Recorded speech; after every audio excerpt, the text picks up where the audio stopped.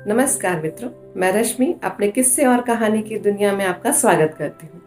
आज गुरुवर रविंद्रनाथ टैगोर की जयंती है, सो ऐसे मौके पर उनके जीवन से जुड़ा एक किस्सा आपके साथ साझा कर रही हूँ। रविंद्रनाथ टैगोर किताबों को बड़ा महत्व देते थे।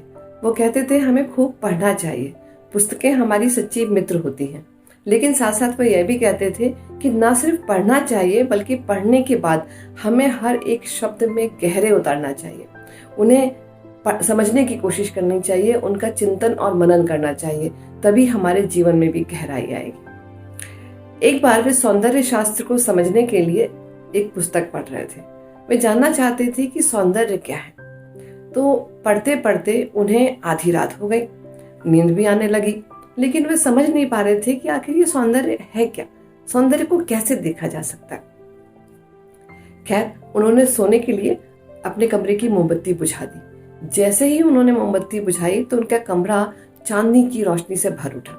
उन्होंने खिड़की पर आकर देखा तो बाहर चांद खिला हुआ था और मानो उनसे कह रहा था कि तुम आ ही नहीं रहे थे मेरे पास, मैं तो कब से तुम्हारे लिए यहाँ इंतजार कर रहा था।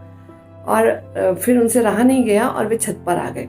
छत पर पैर रखते ही उन्हें ऐसी अनुभूति हुई मानो वे चांदनी की झील में उतर गए हों।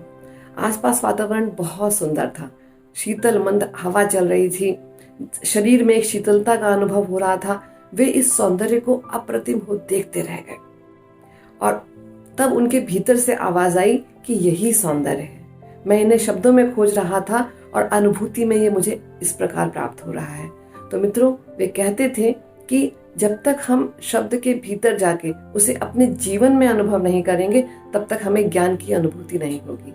तो इसलिए हम जब भी कुछ पढ़ें तो उसका चिंतन जरूर करें, मनन जरूर करें और अपने अनुभव में उसे उतार के देखें, तभी हमारा ज्ञान सार्थक है। धन्यवाद।